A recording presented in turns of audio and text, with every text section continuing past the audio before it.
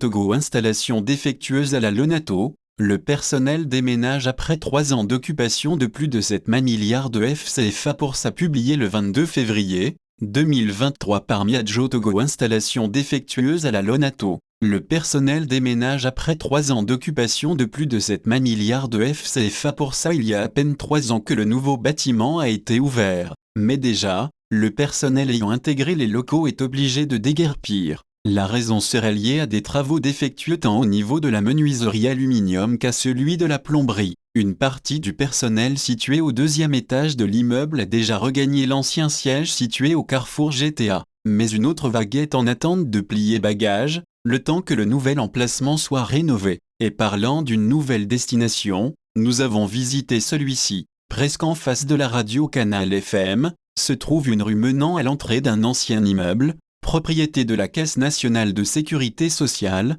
CNSS. Pourquoi un bâtiment de la CNSS abritera-t-il des agents de la Lonato? Il suffit pour cela de trouver le nom du président du conseil d'administration, PCA, de la Lonato et le puzzle est réuni. L'actuel directeur général de la CNSS, Dame Ingriawade étant le PCA de la Lonato, ceci expliquerait cela. Et pourtant, des milliards ont été versés. La construction de ce bâtiment avait fait couler d'encre dans le temps. Au départ, 6 entreprises avaient concouru, CPACSXSEC, 7,158 999 milliards à l'ouverture et 7,04585 c'est après correction, WIETC, 4,594 634 milliards, ECOA, 3,684 345 milliards, ENTTP, 3,655 396 milliards, SECO BTP, 3,876 146 milliards, et Centro,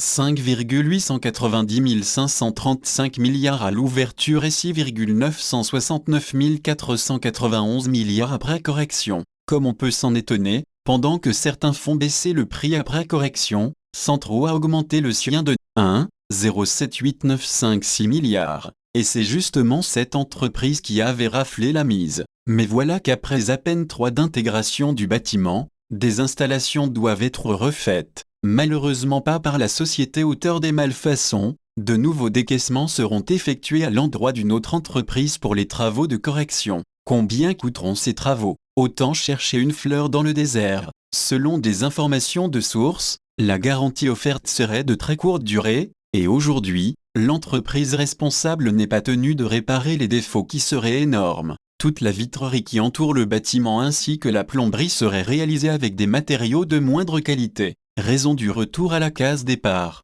On veut juste croire que l'armature et le bâtiment lui-même ne seront pas bientôt remis en cause. Il nous souvient que le journal Liberté s'était étonné de la procédure d'octroi de ce marché en 2013. La vie semble nous donner raison.